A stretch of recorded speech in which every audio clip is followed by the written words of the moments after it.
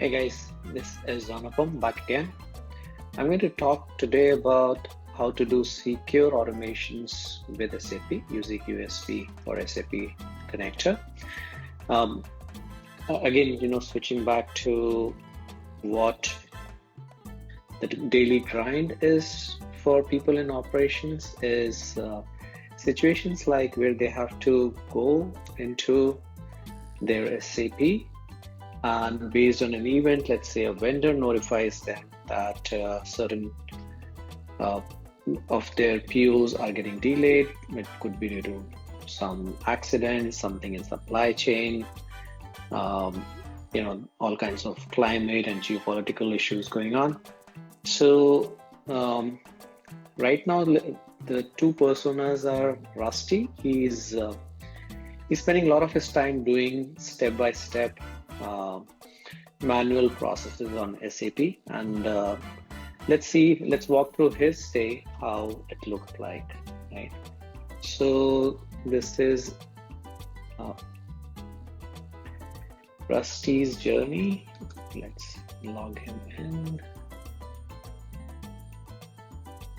So first of all, he goes into based on his scenario that vendor has notified him that some of the purchase orders, they are getting delayed, due to which its stock will not reach in time.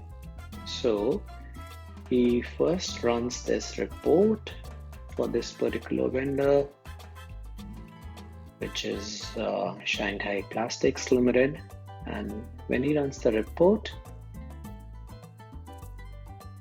he gets a list of the purchasing documents which are against that particular vendor. So he gets, a few documents, and he notices that this particular material, controller one, that is something which is going to be a challenge for him to meet the stock requirements in his production lines, right? And the next step he has to do then is to run another report on SAP, which is RM07.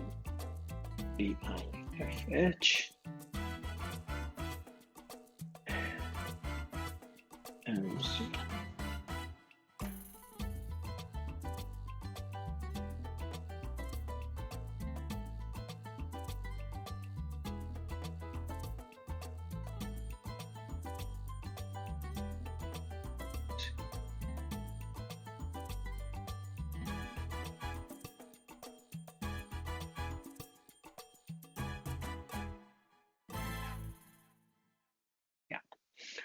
so once he gets this report, basically what he's looking for is this particular material, and he sees that it's there in the stock for two of the items. So he downloads this report, and he sees that it's in the storage location 001 in this plant. So he's able to at least get the information, and then he notifies them via email or Teams message to the purchasing team or the procurement team that these we have some of this available. Now let's look at how Pam does it slightly smartly. What she does is she uses the automation built on top of USB for SAP to do exactly the same steps, but those steps are done on her behalf in the background. So what this is doing is, it can be event based, or right now, we are triggering it on a time, and then it is going to SAP on her behalf, and via USB for SAP calling the same report RM06 EL00 and getting the output of these materials, right?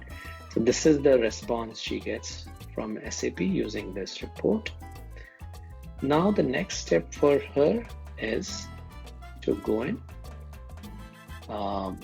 and this automation parses through all this data, looks at each of the records which it gets, it first checks for a condition. If it is true, then it does a series of steps. So first it notifies on a Teams message, it posts on a Teams channel a message like this.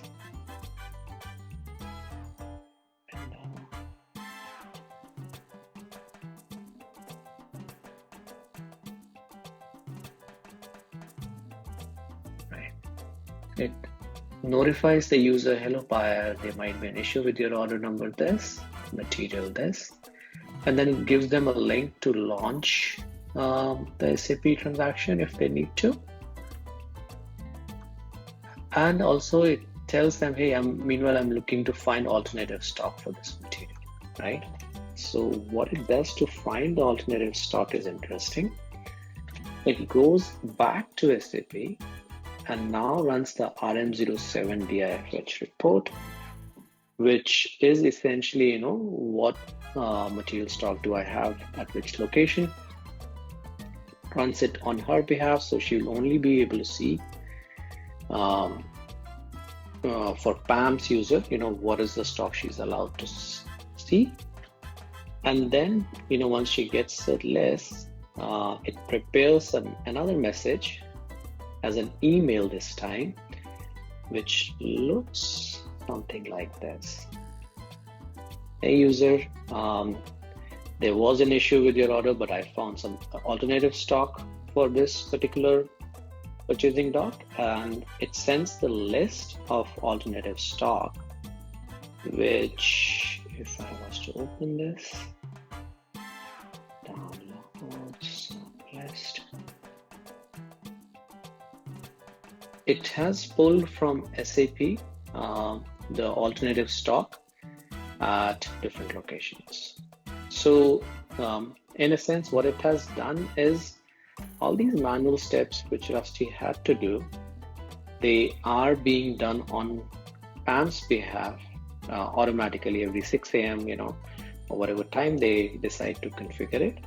It goes and does all of this for her so that she can focus on fulfilling the material needs and making sure that the production line goes smoothly. All right, this was a quick video. I thought I'll share this. I hope you find this useful.